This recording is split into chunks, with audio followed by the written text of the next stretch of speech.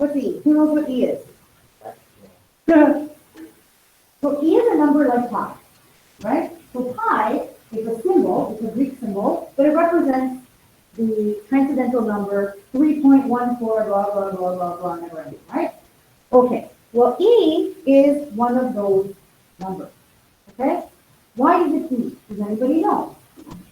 It's named after a famous mathematician. His name is Euler, spelled E-V, L-E-R, okay?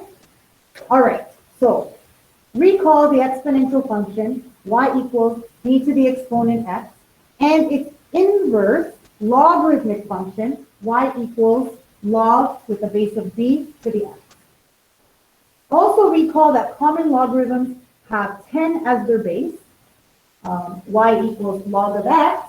We don't write the 10. Whenever there's no base showing, we know that it's a base of 10. Okay, whenever it's not a base of 10, you must show this. Okay? It's just like square roots. With square roots, we don't show the 2. But in the other roots, you must show the number. Okay? Same thing with logs. Do they use Euler's number in economics, miss? I'm not sure.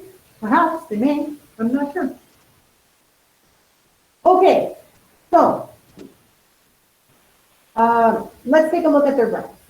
So here's my exponential function, y equals 2 to the exponent x. Okay, exponential function, y equals 2 to the exponent x. Why is this called an exponential function?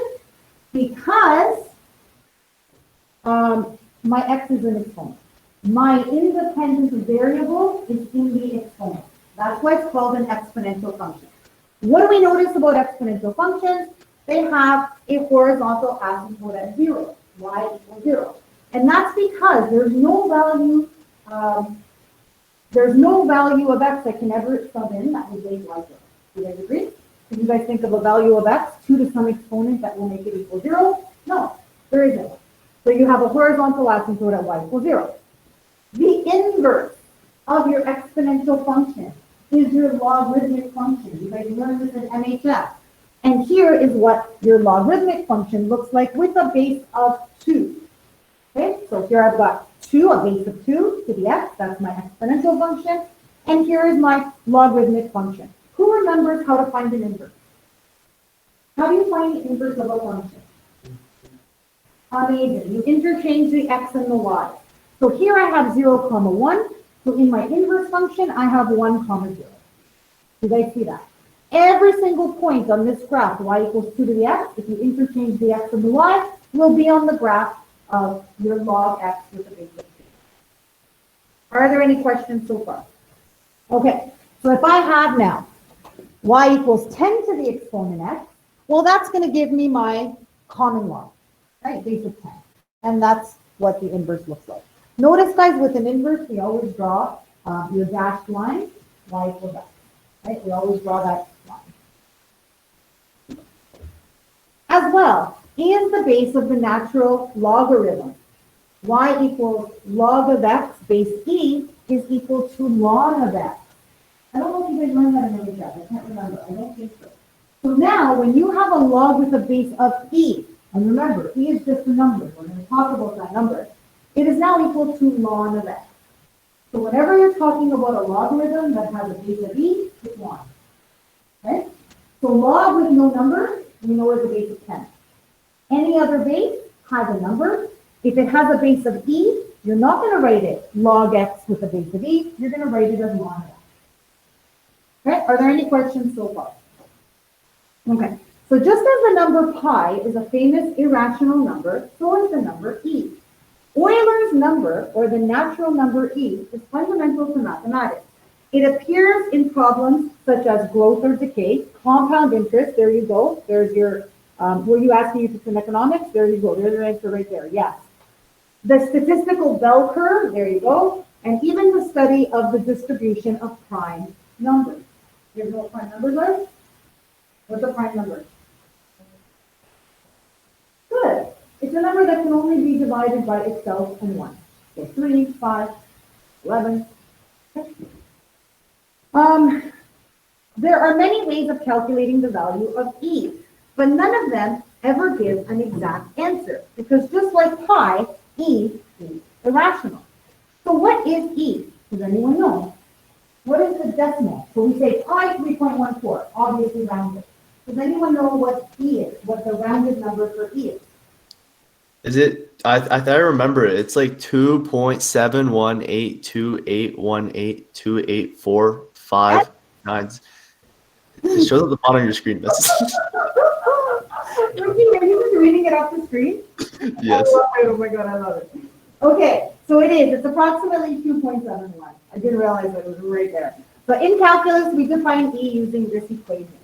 So how do we calculate E? It's the limit as n approaches infinity. So n is getting really, really, really, really big.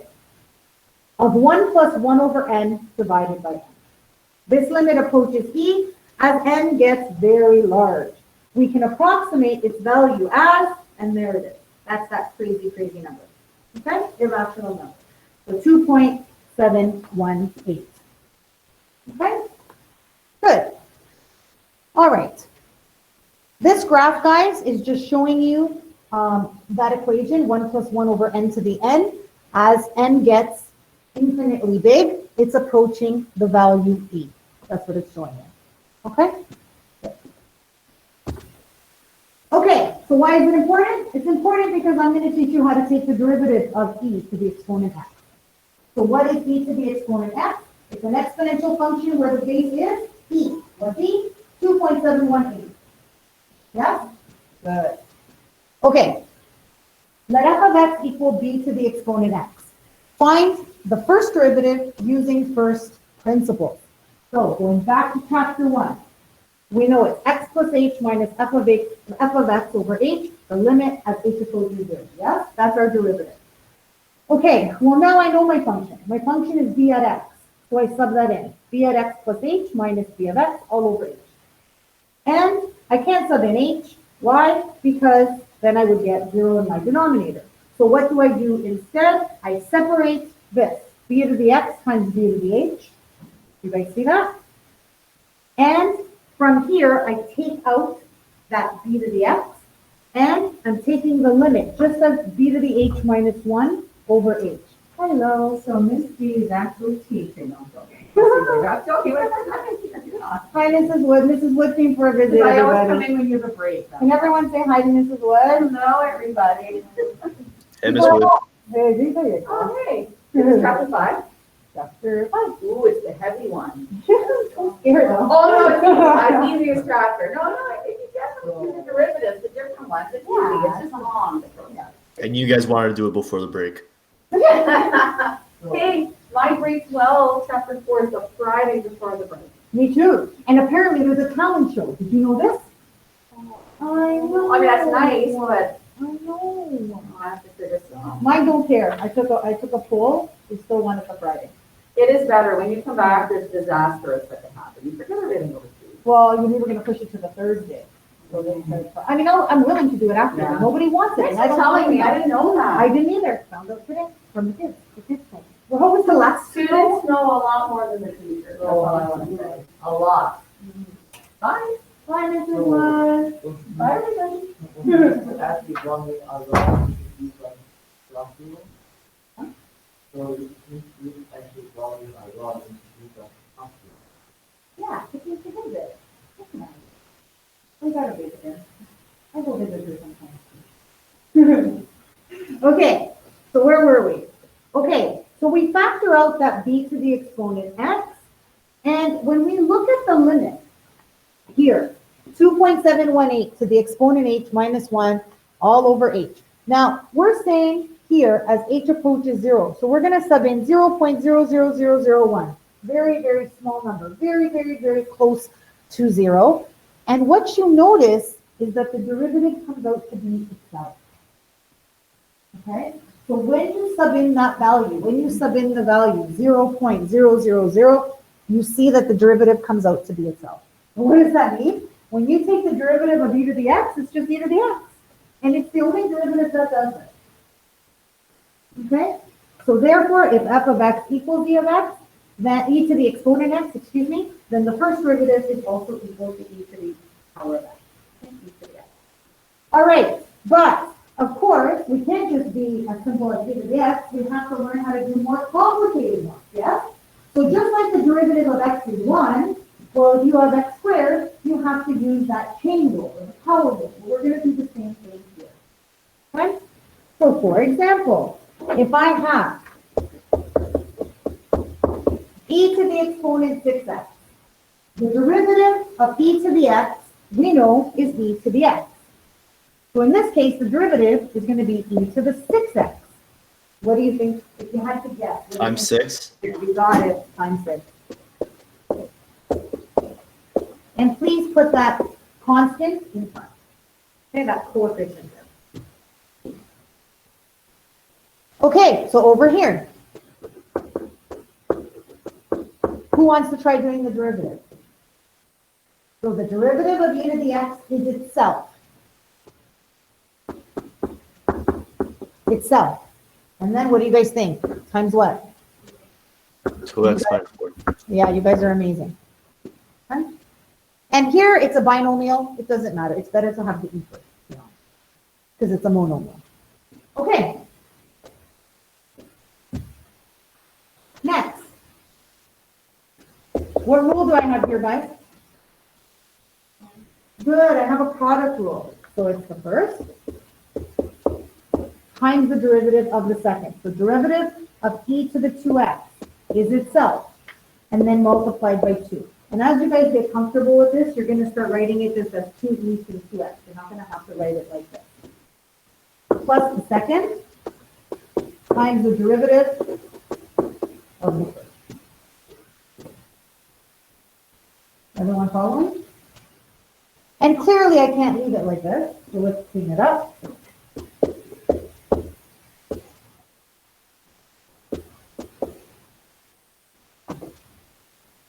And then you do this.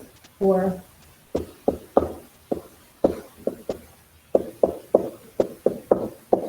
Now look at it carefully. What do you think you're going to do here? Look at it very carefully. What do you think you're going to do here? Factor. Good. You're going to factor. Tell me, please, what is the GCF here?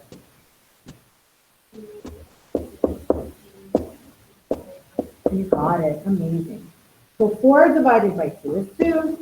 X cubed divided by x squared is x. The e's gone here. Yes, please.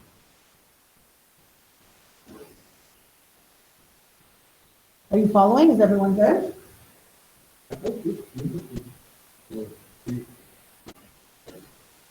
More? Later.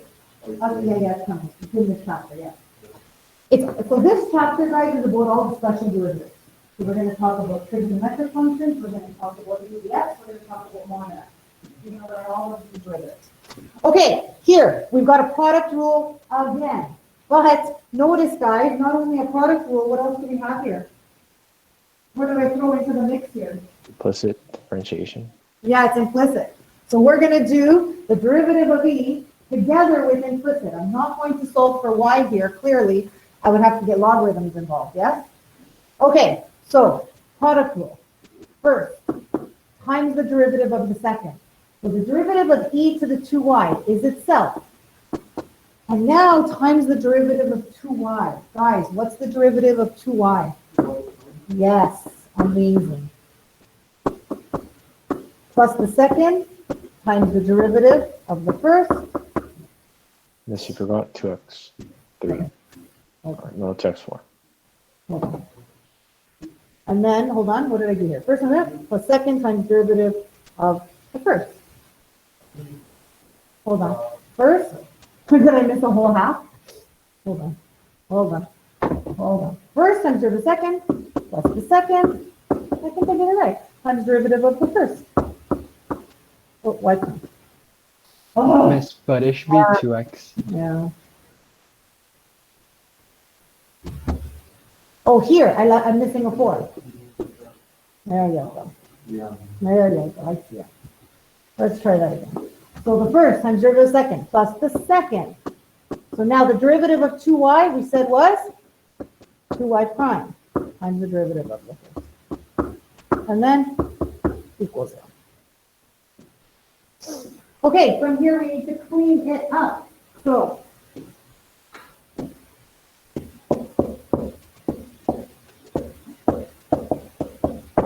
Is everyone okay with that? 4x to the 4, e to the exponent 2y, y prime. Over here, 8 times 2 is 16, x cubed, e to the 2y times y prime. What are you going to do from here? Oops. Oops, oops, oops. What happened here? Something went awry.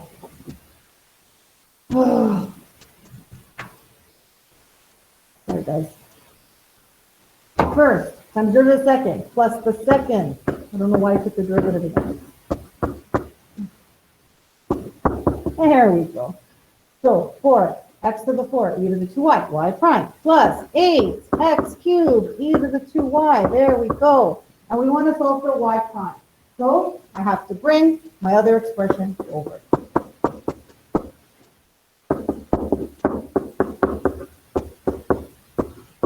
And then we're going to divide by everything, yes, except for y.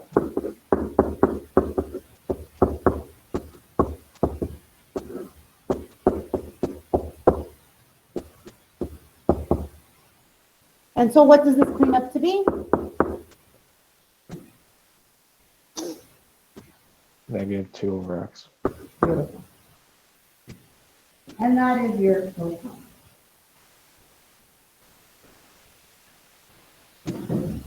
Any questions so far? Pretty good? Derivative of v is pretty good? Implicit is pretty good? Determine the equation of the tangent to y equals 2e to the exponent x all over 1 plus e to the x at x equals 0. So we're noticing a quotient rule here. So when I take my derivative, it's the bottom times the derivative of the top. You guys tell me, what's the derivative of 2e to the x?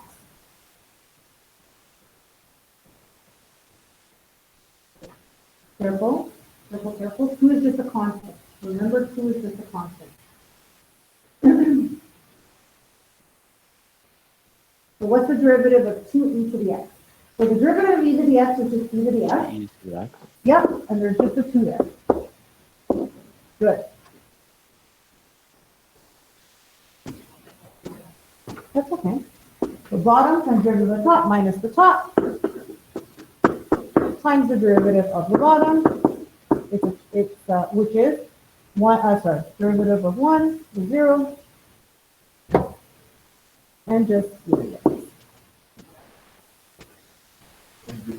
Yes, all over.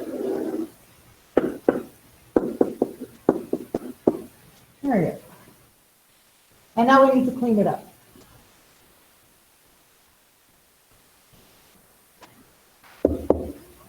Okay, cleaning it up. What do you guys want to do? Factor. Okay, good. What should we factor out? So we can factor out e to the x, just e to the x? Sure. And then what are you left with?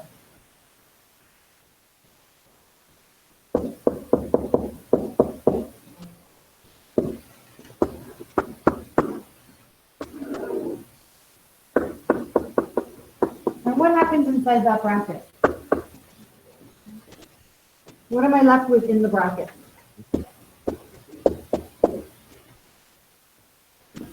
This one.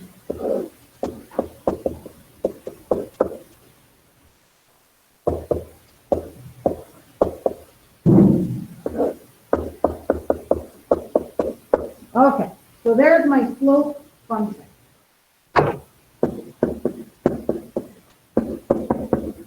Okay, but we need the slope. So what do I do to find the slope?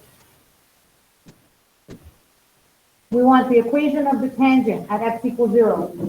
So what do I do to find the slope? Yeah, we're going to sub in x equals 0.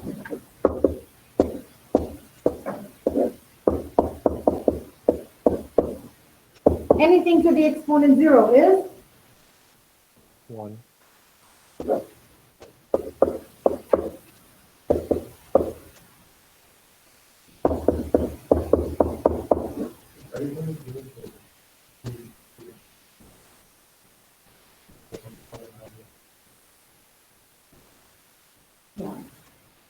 Okay. It has to be. So guys, that's a good question. So Eslan asked, well, what about if it wasn't just zero? Because either the zero is easy, right? So if you're given something like e squared, you're just gonna leave it as e squared. Just like you would with pi, you don't have to sub in. You're gonna leave it as exact. Okay? You'll see examples. You'll do it. So ours is belongs to that. That's good, that. No, not with these ones. Okay, unless we're doing it with curve sketching and then you have to make that. Okay, you'll see. We're gonna do many examples, so you'll get used to it. Okay, so I have the slope. Well, now what do I need to do? Find the point. Yeah, I need to find a point. So go ahead and sub in. It's 0, comma what?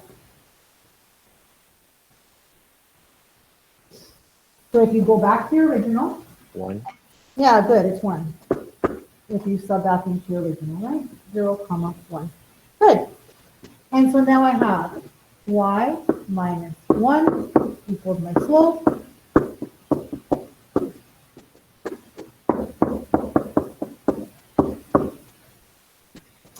And if I want this in y equals mx plus b, it's that.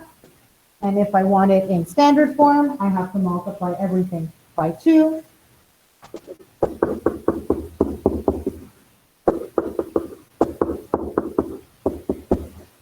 To give me this.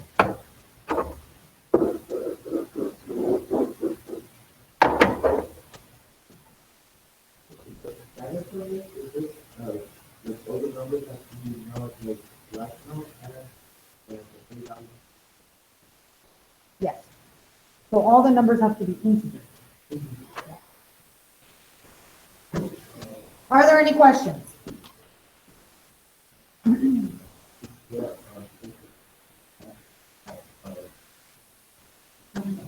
Because it is not, In standard form, no. You have to always be an integer for standard.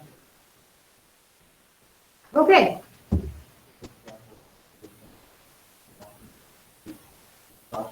If it's e, okay, if you have e, then you're gonna lose it as e, right? You treat it as a variable. But other than that. Okay, note. While the derivative of e to the x equals e to the x, the derivative of a to the x, so any other base other than e, is not a to the x. Of course not, right? Because that would be too easy. So only with the base of e can you apply this rule. I will teach you how to take the derivative of a to the x, a regular exponential function, in another line. Okay? This is your homework for this section, and that's it.